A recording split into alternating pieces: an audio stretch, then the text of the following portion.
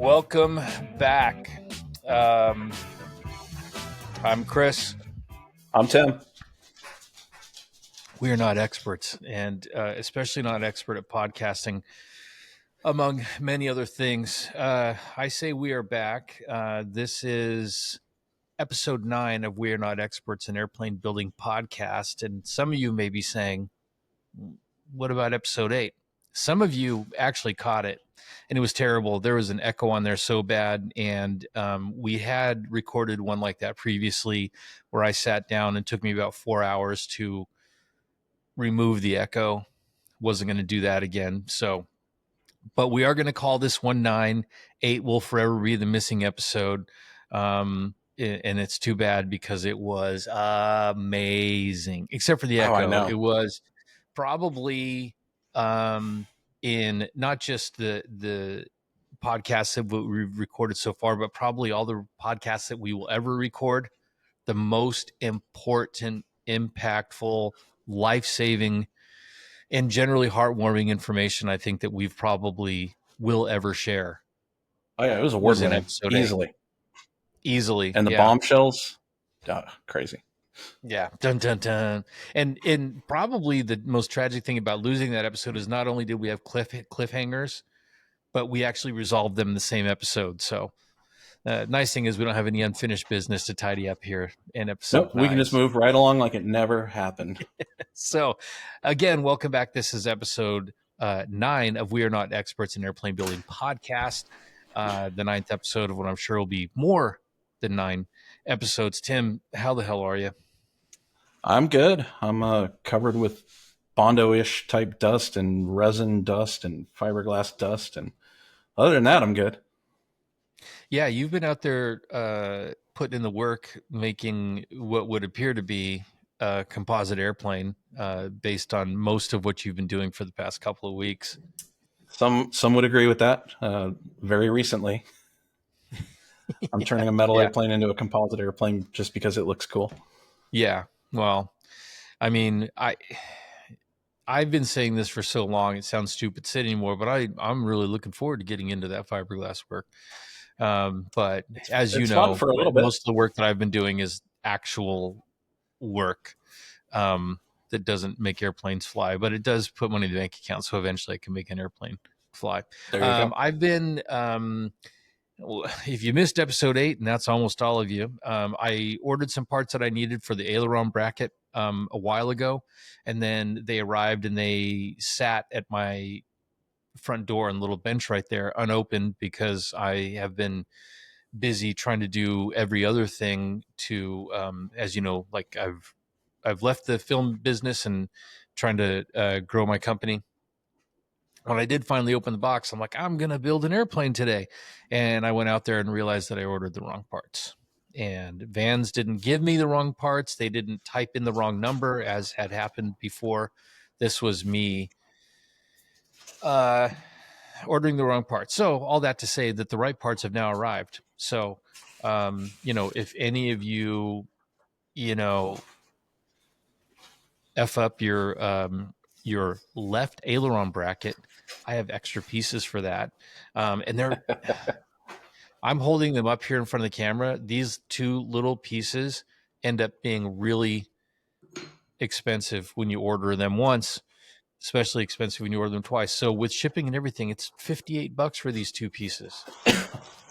Which means I spent nearly $120 on 2 tiny little pieces of angle aluminum. Anyways, that stuff's in.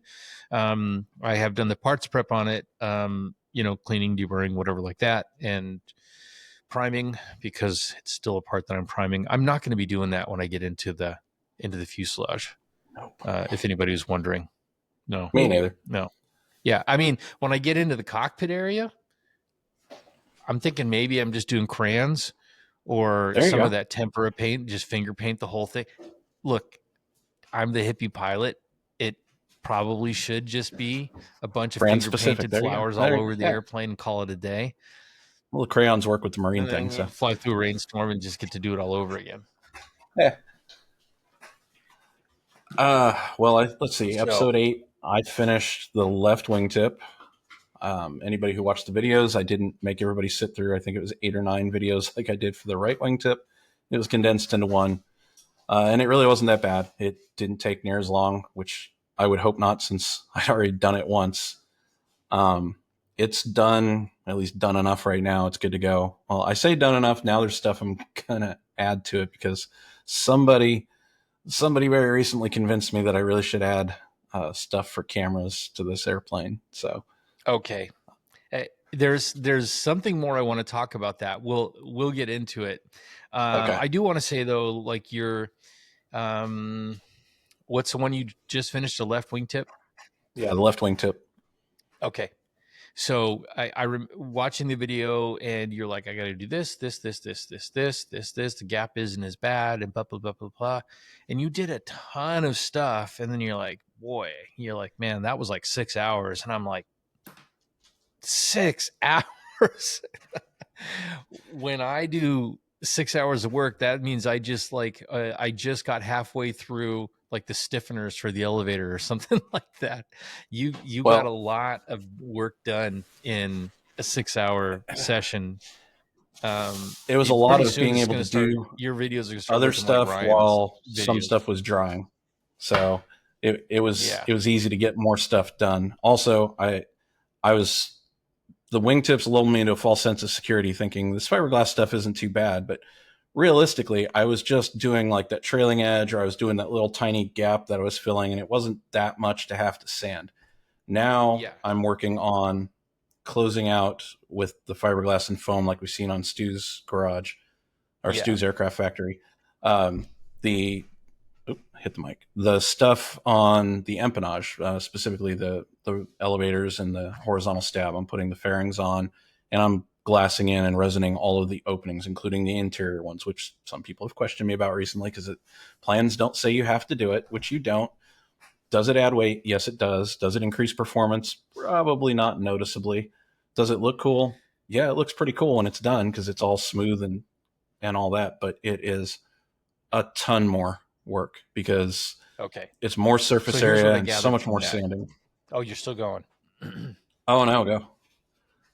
No, I was going to say, like, what I gathered from that is that Elon needs to take some time off from Doge and get to working on Starlink, because we're having really, uh, I'm having really bad problems where you like lock up and digitize for a while. And I know that the podcast is recording it, but I'm not getting it through there. But I did want to, if you could talk about to our adoring fans out there, when you're talking about the closeouts, what do you mean by that exactly for the people who aren't building metal airplanes?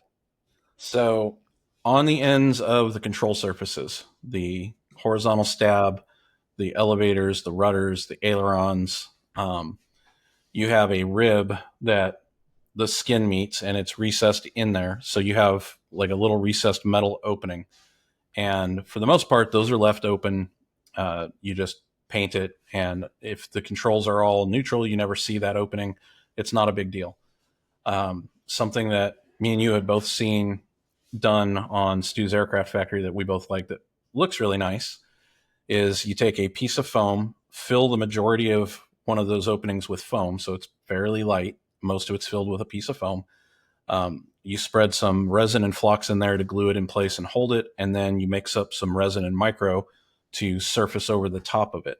And then you sand that smooth. And what it does is now the end of that control surface is completely clean, smooth, and solid.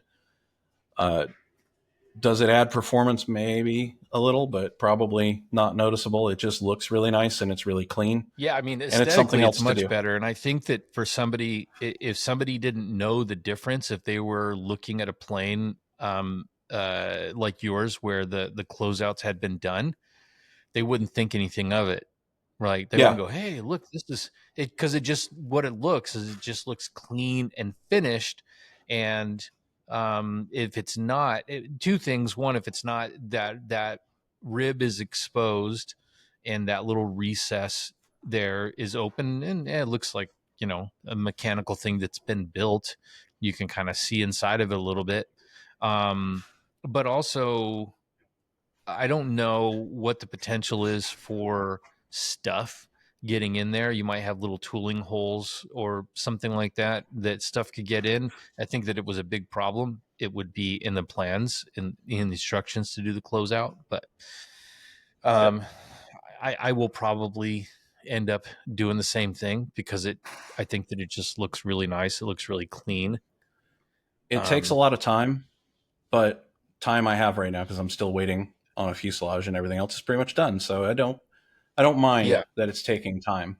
It just takes a lot more sanding for all of those surface areas that I didn't anticipate because I thought the wingtips that went really quick. This is not really quick. Using Oh, the really? Z So grip these filler, closeouts these feel like yeah. significantly more interesting. The closeout part wasn't bad. That goes super quick for whatever reason. The Yeah. foam and the micro and all that's quick.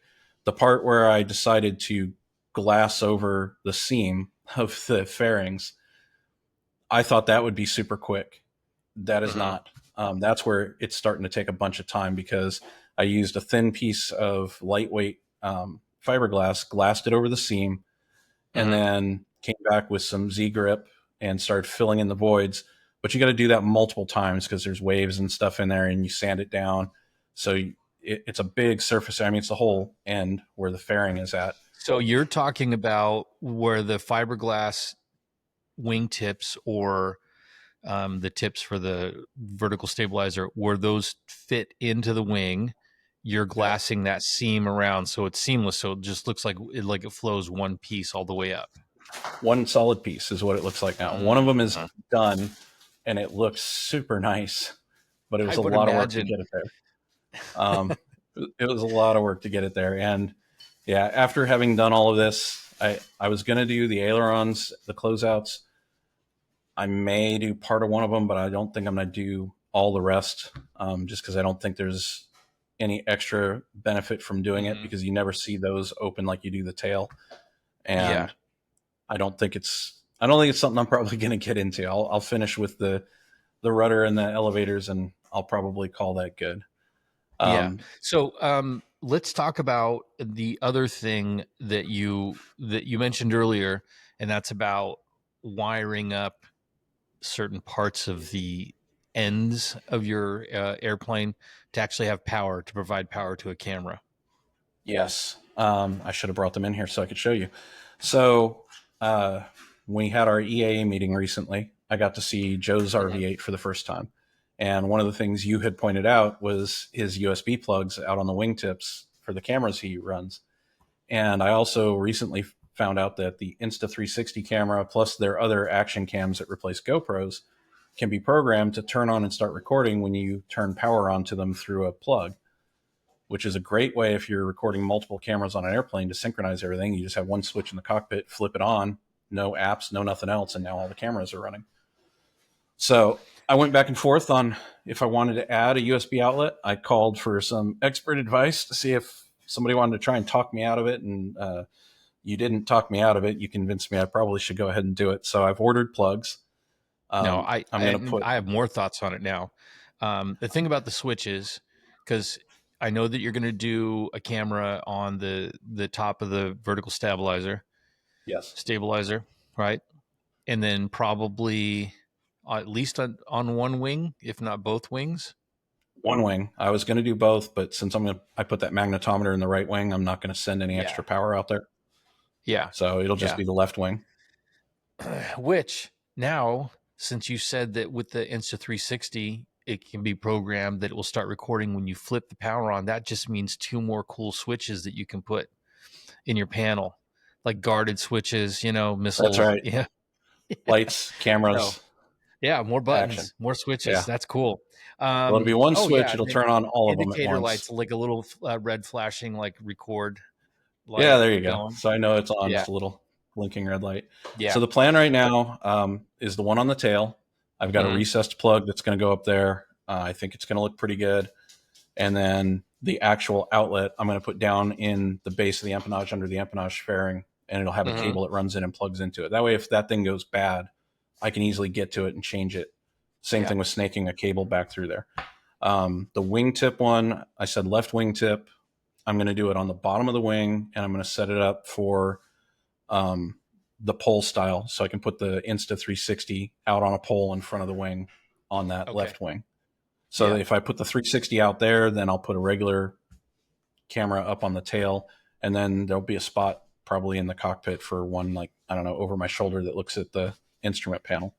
Yeah. Nothing in the right That's wing. a I'll wild keep that view. clean. That's crazy. When the pole mounted one off the wing, it looks like there's just a drone flying out there filming people. Yeah. It's It took me crazy. a while. I think I've mostly figured out how I'm going to do it. Unfortunately, it means I got to I got to add some nut plates where I put rivets in for that hinge material on the wingtip, so I can Uh-huh. put mounting plates in there. But I don't think it'll be too bad. I hope not. Yeah. And So then one thing I was that'll thinking take care of about it. after we talked about it, well, first when you called me and we were talking about it, without having that fiberglass tip for the vertical stabilizer in my hand and not even having looked at it in like a couple of years, I'm picturing a much bigger thing. Oh, And it's then tiny. so finally, yeah, I go back. I'm like, this is like a friggin' taco shell. This is very narrow. Like it's like a Yep. hard taco shell. There's not a lot going on there. And then you showed me a picture of the two choices that you got from Amazon for a USB plug. And then later I was thinking um, that the space on the top of that, I mean, it's not a lot of real estate and it's curved on the top of that thing where the plug is going to be, but it wouldn't be too terribly difficult for you or for me to take the guts out of, excuse me, take the guts out of that plug and then just 3D print a contoured plug that would fit Yep. nicely in that space that's allotted. Well, I think the one I bought is gonna fit. And oh, you locked up now, although it might be my connection. Oh, Well, your screen's locked up, anyways. Uh, yeah. but yeah, I can still hear you. The one I got is gonna fit, and there's enough room behind it. I have a 90-degree plug that's going to go into it to plug it in Mm-hmm. and run down and plug into the outlet. And Mm-hmm. it's going to be surface mounted with screws so that once that whole thing is closed off and fiberglassed in, I can still take the screws and take the plug out and Yeah. get to the cable and everything else and change it if I ever have to. The one on the bottom Yeah. of the wing is going to be the other style I showed you with a cap that screws on. Okay. Yeah. So two different types, same purpose. The one with the cap, though, sticks out further, and I don't mind that being on the bottom of the It's your wing, turn to get all digitized. but I don't want it up on I don't the want to say tail. too much like when you lock up like that because I know that on the other end it's recording and will actually upload, at We're going to be talking over each other. whatever speed Starlink allows. So I've seen that I'm betting before part of the where, problem is my kid is in his bedroom probably playing some online game and oh, eating okay. up all the Yeah. bandwidth. Yeah. So we've talked a little bit about our planes. Did you haven't yet given an update on where you sit with your fuselage and the very recent update and the moment of No. anxiety that happened a few days ago? Okay. So this is interesting too because I didn't create an issue. I fixed an issue for Vans. Yeah, a few days ago, I went to the status tracker Vans had emailed me like a month ago. They never sent me anything saying they wanted final payment or that crating was going to happen. But they did send me a status tracker, and I hadn't clicked on it in a while. So I clicked on it, and it still said estimated ship date June 2nd. Mm. And then next to it under status, it said awaiting final payment. And I was like, nobody ever asked me for final payment. I went and looked at their policy, and when they send you the request, you only have, I want to say it's 7 days or 14 days to submit Hmm. final payment. Otherwise, they give your kit to the next person in line. And this was over a month ago, and I discovered this over the weekend. So I was freaking out a little like, do I still have a kit? Did they give it to somebody and never tell me I had to pay? So I sent them an email, and I followed it up with a phone call on Monday. And thankfully, I still have a kit. They finally sent me final payment, but they also realized that the same thing had happened to everybody that has a June ship date. Oh, They sent that same status tracker to everybody. They had intended to send out a final payment request to all of us, but they never did. And they didn't know until I asked them what was going on. and they realized they hadn't sent it to anybody. So Dude.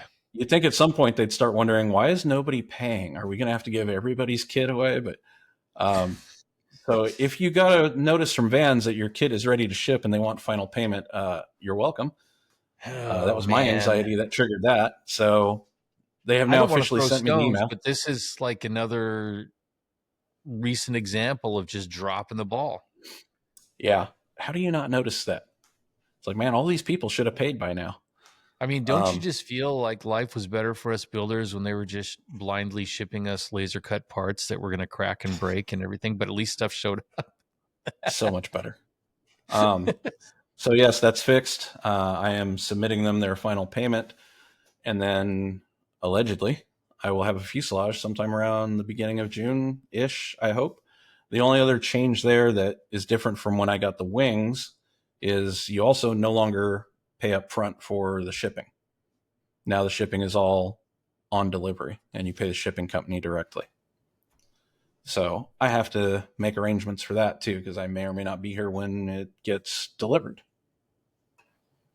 Oh, oh man, you broke up a little bit. I think that what you were saying was something about the way you pay for shipping now versus what it was before. Yes. COD. COD now. Yeah, you got to pay the shipping company when they deliver. Oh, You pay them actually, I directly. think, yeah. I mean, it seems like when I had my wings delivered, I don't recall. I don't think that I paid Vans for the shipping. I think that I paid whoever that terrible company was at ABF. I think it ABF. was I paid Vans. at the time, but I paid them. I want to say I paid them probably 2 weeks before they ever delivered it. Like they're like, okay, and I call them back. I'm like, well, what the hell? They're like, oh, did you want us to deliver it? I'm like, why would I give you money? Why? And not have you deliver it. Yeah. Yeah, well, you didn't say, like, when we took the payment, you just said you wanted to pay. You didn't say that you wanted. I'm like, come on, man. America, please Let don't me be very give them specific an with you. excuse to come take over. Yeah. So that's the big update with the fuselage. I do have a fuselage coming. Yeah. It's going to be awesome. Can't wait to get it. Timing wise, everything's coming up in the summertime, which is piling up because, as mentioned in the missing episode, I totally plan to go to Oshkosh this year. So, and that'll be in July. So the very next month, I gotta Yeah. make my arrangements for that.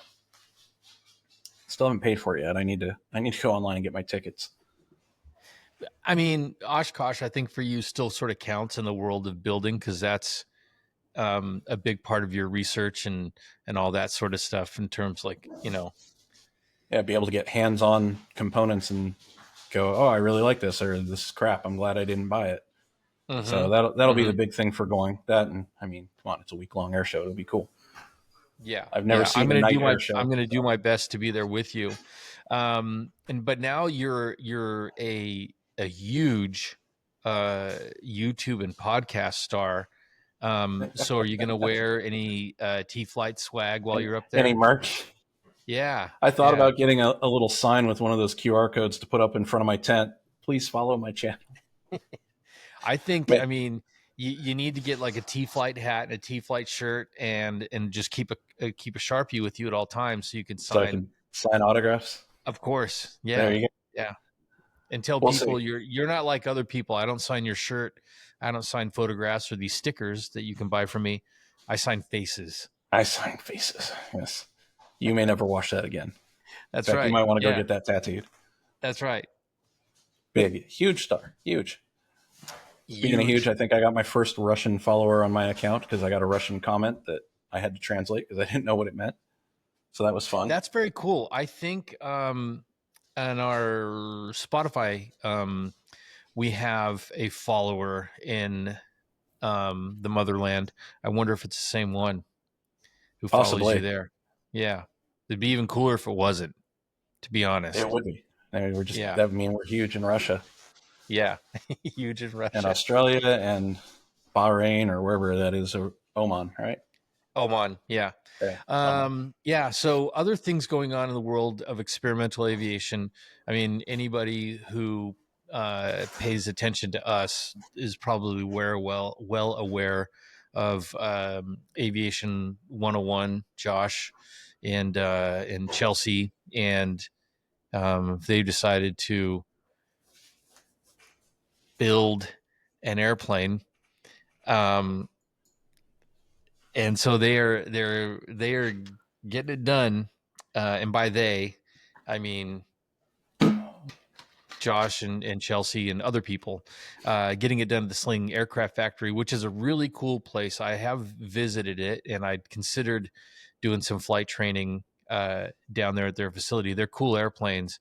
They are. But it definitely, I think, I've only watched the first episode of their build series. What they're doing is they're living in Kentucky right now. I think they fly out to California, and they'll spend a few weeks there working on it in the Build Assist program. But it definitely, I think, has me feeling a little bit differently about my building experience and the way I attack it. Speaking of attack, it looks like Tim is all locked up because his son is in there playing Call of Duty or whatever the kids play these days that Yeah, will probably. consume all of somebody's internet capacity. Oh, he's back momentarily. Momentarily.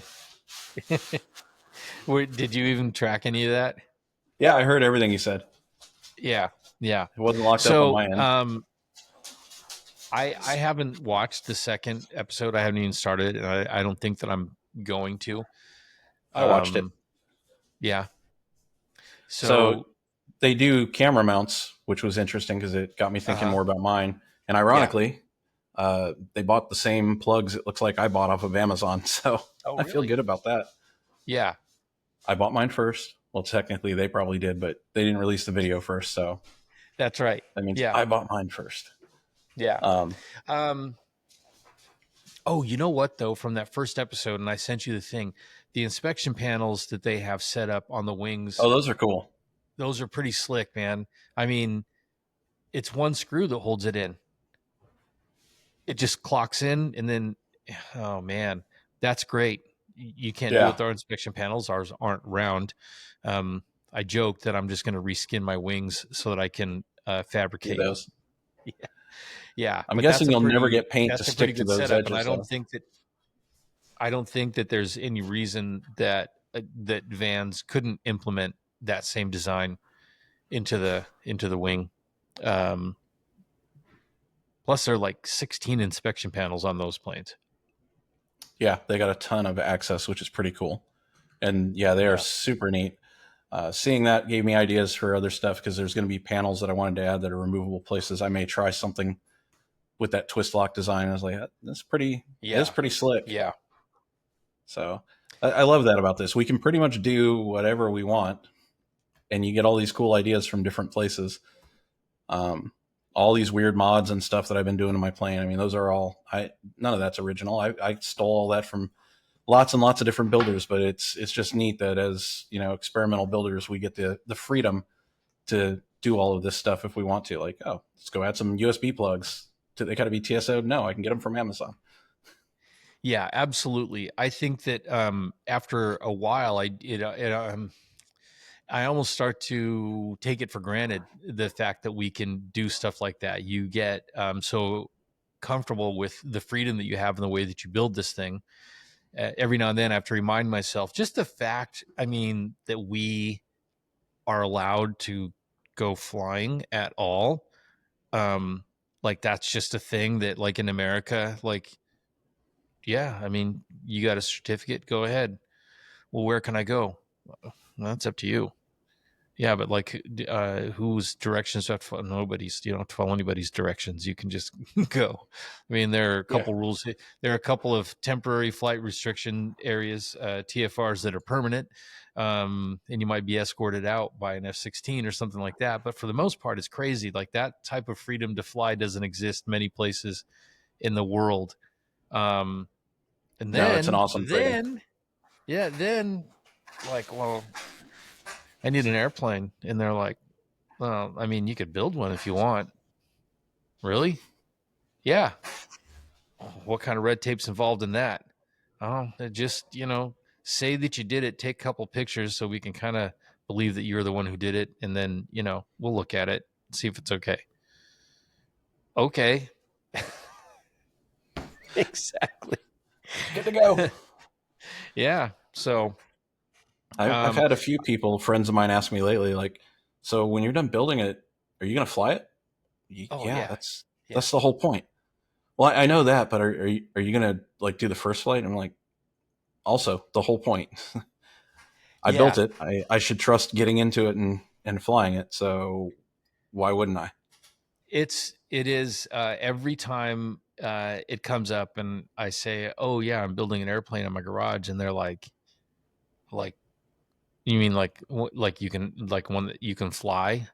Like, yeah, like no, but like actual people can get in it. Uh huh. Yep. No. Yes, that's a real thing. Mind's Um, blown. yeah, we probably talked about this before, but at your place, all your deliveries are left out at the gate, which is very far away from your shop. Yep. At my place, most of the time, it seems like when I'm getting a delivery, I'm out there with the garage door open and I'm working on an airplane, and the FedEx guy, the UPS guy will come walking down the driveway with a box of stuff, and I'll sign for it. And then they stop and they're like, wait a minute, what's going on in there?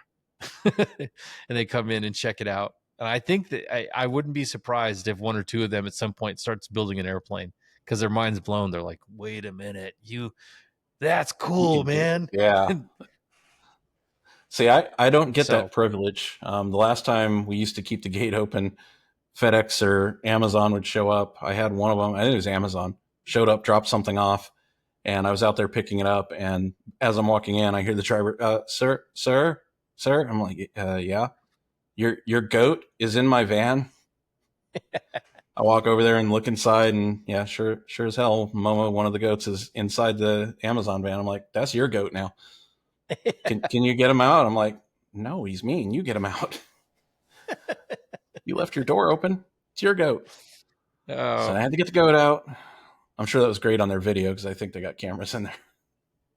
oh, Yeah, to explain that one I later mean, on. if it were me, that would make me like, hey, man, every time I come here, leave that gate open. Like, Let's see the I would goat. much rather. Yeah. That goat was ready to go. Yeah. So, what else is new, if anything, in the world of experimental aviation? I really wanted to dig into the news on that stuff. Lately I've been seeing a lot of, and I don't know if they're just pushing hard, but like Viking Engines has been sort of very busy with social media stuff lately. I've seen a lot Like of they're their trying stuff. to, yeah, trying to, I'm to to push a new product. I'm I'm a curious. little leery about You've them. Say it again. I'm a little leery about them, Yeah. Well, but I'm not. I mean, I'm not considering Viking engines. I'm just like, but there is activity in the market, like people trying to bring new things to market. And of course, after you brought it to my attention, was it UL Power? yep, Um, that whole thing, super still cool. cool. But I yeah, love the idea, but I mean, but eventually, like I want to have an airplane that I can fly and not spending all my time trying to modify the thing to fit an engine that needs 6 inches longer and the cowl and everything. So maybe that's not, maybe this isn't the plane for that. But I am curious about what the current lead times are, or really what they're trending, because I'm not really in the market right now, but where they're trending when it comes to like, is it, what is it up there in Vancouver, British Columbia? Is it Aerosport? oh, Aerosport Power, yeah, Yeah, yeah, that's who I really wanted to use. Is their IO 375. Oh, I'd yeah, love to put one of those yeah. if I could afford it. That would be the way to go. So Um, I but mean, last time I checked, it was 2 years for a lead time with them, and that was like a year and a half ago. okay. And that's if you but that includes like you going up there and spending 3 days building it and all that. I Yes, mean, like that's the version, or maybe that's what they do with all of them. I don't know. you pay extra to go build it yourself, which is kind of funny, but Yeah. You pay for the school to go up there and do the engine build. You can get them to just build you an engine and ship it to you. But Yeah. if you pay them, I think it's an extra $700, which really is totally worth it. Oh, that's, Yeah. Then you get to go up I there mean, and you spend relative a to few the days price of putting that it engine, together and that's, running it. yeah. Yeah, $50,000 for an engine, another $700. Send it. Oh yeah. In other experimental news, I reached out to Cato of Cato Props because I saw recently that they're making constant speed props for uh, Cub type aircraft. Uh, Everybody, I think, that follows anything aviation knows Trent Palmer. He just got a new Legend Cub with a Rotax 916, and it has a Cato constant speed on it.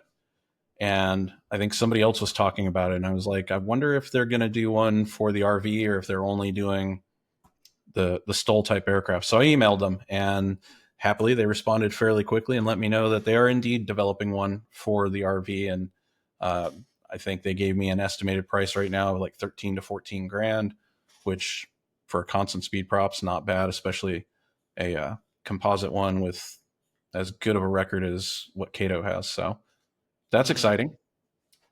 That'll be fun if and when it comes out, and that's just one more thing to have to add to the airplane. And wasn't going to do it, and people talked me into that. And I get talked into a lot of stuff. Yeah. I was talking to a guy today, who is he's a regional pilot, young guy, like 30 years old. Um, and it made me, as we're talking about it, because that's something that I have wanted to do or had wanted to do. Think that ship has left port. But when you say talked into doing things, I talk myself into doing this stuff. And so I had all the money saved up. Like I put it aside. I'm doing this. This is the money saved, so I can go do accelerated commercial, do some time building or whatever. And then when that money hit my account and we were in sort of the dying throes of COVID and my medical had lapsed, I still had the money in my pocket. I could have spent, you know, a few more weeks getting the medical all set up and then gone to do it. But instead, I decided to start buying an airplane. And I guess the point was this is like I, I justify it. Like you say, oh, I'm going to do, like you said, your matrix of the cost of this thing just keeps ballooning, and you had been pretty mindful or aware of what you thought this would cost at the outset. But I was telling this guy, I'm like, yeah, I had the money to do that, and then the lapsed medical, as I just described. So I thought, well, you know what I'll do? I just want to do something. I'll just order the empennage because the empennage is like $2,800, and that's really inexpensive. Yeah, it's your gateway drug. Yeah, and then I'm like, oh, and then I'll buy the tools from Cleveland Aircraft for it's like $3,000 or something like that. But really, by the time it was all done, and I just mean by the time I mostly completed the empennage, I probably spent $7,000 on tools, and outfitting my shop and building stuff. And Yep. I'm like, come on, man. Like, it's not, it is not the sticker price. It is never the No, sticker no, price no, for no. this stuff. And even when you tell yourself, I'm going to do this way because it will cost this much, you're going to see something that's awesome and you're going to want to do it because it's your airplane and you can. That's it. Yeah. That's how it keeps going. I think I thought this whole thing would be under 100 grand when I started. That that's out of the that's out of the picture. Tools. I definitely don't have everything tracked, but I have a spreadsheet tracking a lot of stuff, which I somewhat regret now. But I think I'm a little over 5 into tools, and I had a lot of stuff, so that doesn't count the stuff I had. That's just stuff I have bought to get ready to do this. I never think of tools as waste. I mean, they're always useful things, so that's good. Yeah. I But mean, to be honest, I don't have that many airplane specific tools. That really is a pretty small percentage of the tools that I bought. Like most everything that I use, hell, I'll find a way to use that rivet gun on something else, Oh pounding yeah, out a dent or something like that. there you go. Yeah, so I don't consider them a waste. I can happily say though that it has been 2 months maybe since the last time I've been to Harbor Freight. It's Um, time. no, no, I've even like I've resisted the urge to even look at their ads, and because that's really where I get myself in trouble. It's like, They well, get you in that what's door, just and then well, you need this, and now you need that, and yeah, and of course I don't need literally any of it, any of it. no, Yeah, so no. I've been pretty good about that. I feel good. I feel like um, in my garage, probably in the back seat of my truck, on my back porch, tucked into every little corner, maybe even under my couch, are all kinds of things that I purchased at Harbor Freight that would equate to a good pile of airplane parts had I not purchased those tools. But I will use them. I will. There you go. Yeah. Oh, funny story. We were talking earlier about closing out the elevators and Yeah. sealing everything in and all that.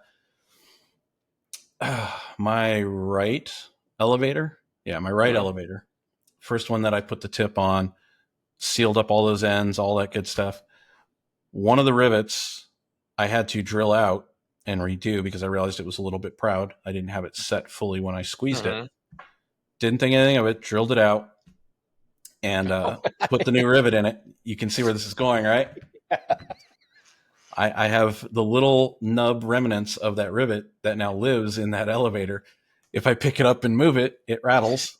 It has no way to get out. If I take the hinge bolts out, I could probably shake it enough to get it to come out of one of those holes. But right now, I was thinking about that when you were when you were yeah. describing that. I'm like, that's the kind of stuff that would drive me crazy. Oh yeah. I would swear that when I'm flying the airplane, I'm like, I think I can hear I that can thing. hear it. Yeah. I can I hear can that feel thing. it. And I I can was feel it in I the was trying to think, what could you do? I was like, I bet you could um like that little void that it's in, get some uh expanding foam insulation and just to capture it. Oh, it's Just not in there anymore. oh, It's not in the so before it lived in that end rib and was yeah. sealed by the cap that's there, Yeah. but it has made it through one of the tooling holes now. So now it is Okay. in the elevator. So when I flip the elevator over as I'm standing and doing this other stuff, I can hear it rattle from one side all the way Oh down to well, the then yeah, other. you'll be able to get it out now. I think There, you well, as closed I the inboard end. yes, I have. I Okay. did that first. So yeah, the only access I have is through the holes where the hinge bolts go, which I can take them out and probably shake it enough that I'll eventually get it out. But Yeah. as I move it around right now, my plane is kind of a rattler. Uh, it's got So it's got I've to ring it gotten loose. weird about those things before when they've happened where I have like drilled it before it's all closed up, right? Like let's say on the ailerons, not closed up. I drill out a rivet and it kind of drops down in that tight bend. Mm-hmm. Obviously, I don't like the rattle. I need to get out there. But the other thing that I think about, and this kind of goes back to the beginning of building the airplane, when you think that if you deburr one hole incorrectly, it's going to be an in-flight breakup. Yeah, I think it's about gonna that wear a piece. hole. It's going to get wedged in there, and then the vibration, and then it's going to start to crack, and then the next thing they do a documentary about how this all happened to a You're on great Blanca dad. Lirio and pilot debrief and Yeah. how the accident should never have happened because you had no No, business building the I think plane. And bigger than that. I think that like I want it to be like somehow that one rivet is tied to an episode of American Greed. oh yeah, there you go. Yeah. Well, for that you probably have to be flying something else in the plane that's bailed up and dropped at low level, and the rivet is what brings you down. Exactly. Yeah. But Yeah. that would pay for the plane. That would take care of that. I'm just I know, kidding but for it pays all for it the after the fact. GA I need what I watching. need is a bicycle with some big baskets on it so I can do the same thing until There uh, you go. To yeah. be able to afford the plane to begin with. I mean, I have tried to, go to a bank and say, hey, I need like 150 grand to finish this plane, but I promise you, as soon as it's done, I'll be running drugs. I'll pay that loan off in like no It'll be time. paid off in no time. That's And right. I don't even care what interest you charge. This would be a Yeah. terrible plane for that. Yeah. Yeah. For anybody listening. So Terrible yeah, idea. I'll get that out eventually. For now, though, it rattles. Well, you're possibly going to be here tomorrow, so you'll get a chance to shake the Oh rattle yeah, I'm looking forward to that. That's going to and be see. fun. Florida I'll Man even Mark. try and clean because right now there are just rags and chunks of resin and stuff all over the garage. That's Stuff what it gets should look mixed and like. dries so quick, and I'm sanding it that Yeah. I don't even have time. Like I have to let the rag hit the floor, and I look at it at the end of a day of building. I'll try and get a picture of what it looks like right now. It's just Yeah. a disaster, and it was clean when I started this morning, and tomorrow morning it'll be the same way, and it'll look like trash again by the end of the day of sanding and doing whatever. Yeah, Can't but have enough rags. that's a workshop and it's getting done, and you've made such good progress on those wings, and then now there's this right now, the stuff that you have done in the past couple of months and just the past few days, that's all stuff that I think that you thought and most builders think that's the stuff that I'm going to do at the end. Most of them do. I probably Yeah, would have too had I not had a reason to play with it right. now. So Yeah, so you've gotten stuff done that's not that's I mean, you're getting headaches out of the way today. And I'm sure because it's you, when the time comes to get ready for paint or whatever like that, you'll go back through and you'll find things you want to change or alter or a little bit like that. But everything is basically done. And you're at that point, you're just making adjustments, fine yeah, tuning it. So it's got to yeah, feel it's good to not have. perfect, but it's way closer than it would have been had Yeah. I waited to the end. And that would be Yeah. frustrating, I think, to be at the end and be like, man, now I got to do this and I got to do that, and I just want to fly this thing and it's together and I could almost fly it, but I can't because I've got all this resin work to do and all this other crap. No, this should hopefully just bolt together. Yeah. It's easy. Hey, you saw, I'm assuming you saw Ryan's video, his Hey, latest one, got his engine, moved his new wings to the engine day. hangar. Yeah, that's That's all awesome. very cool. That is very cool. I'm Yeah. envious. I wish I had a bright, shiny new engine or even an old, beat up used engine. Yeah. Yeah. Yeah. I'm really excited for him. And I'm honestly a little jealous of or envious of the hangar. Um, just having that big cavernous space that's actually Yep. intended for an airplane. I'm on a wait list now. You're on a wait list now I'm on a wait for an list. airport that you have told me many times. Um, It's not you wouldn't ideal. mind flying out of there, but you don't want to have an engine out there. No, surrounded by trees. Um, Yeah. but yeah, I'm number 98 on a wait list. Yeah. So probably not I going to mean, happen. not by way of the wait list. If you spent time Yeah. at that airport, they launched that new EAA chapter there. If you hung around Yeah. there, a hangar would pop up.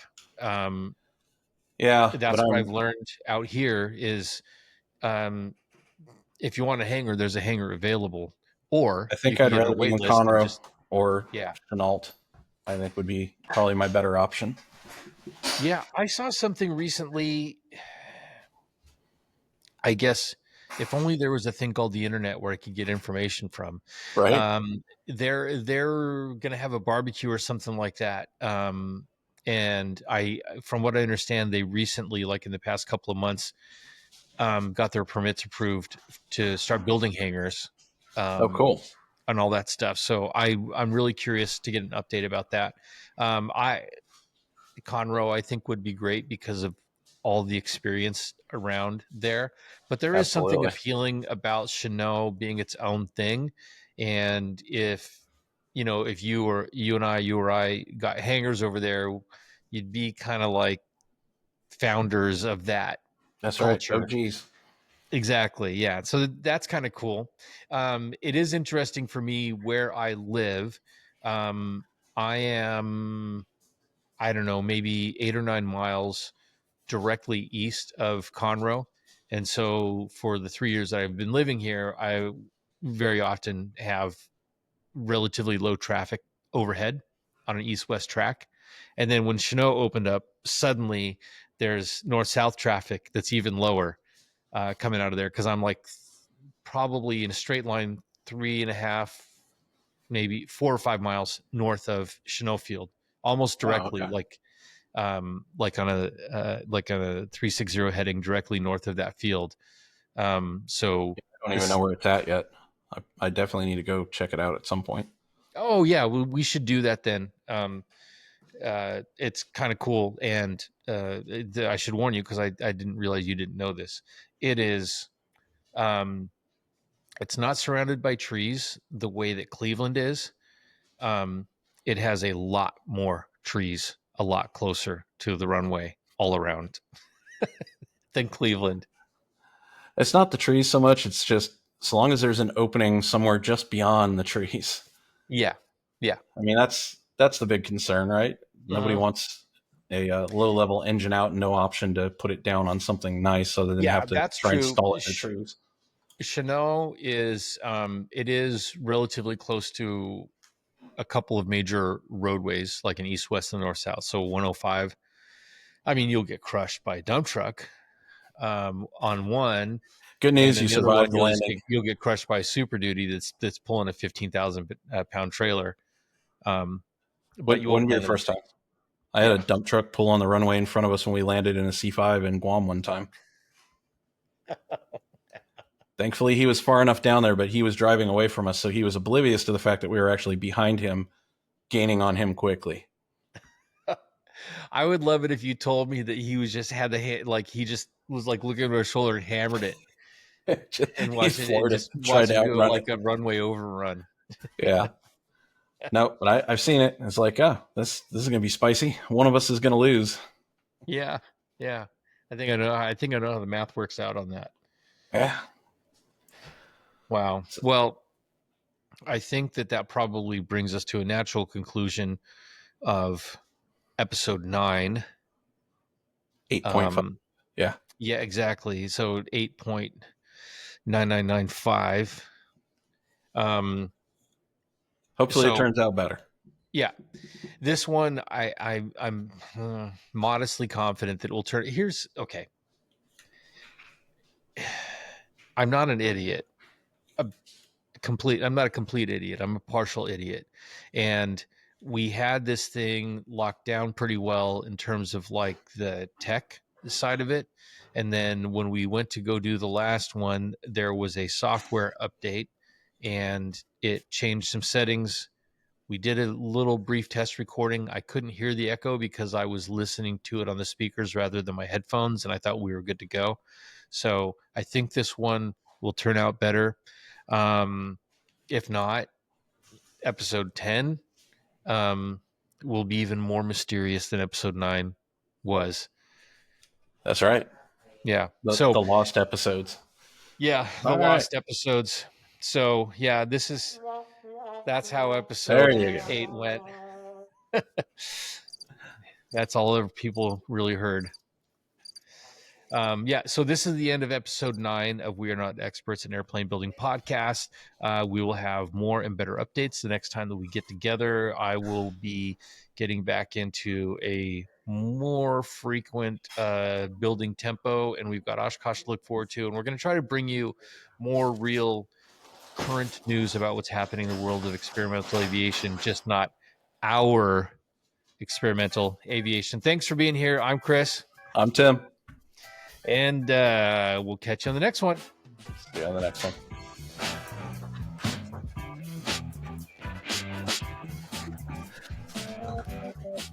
You guys done?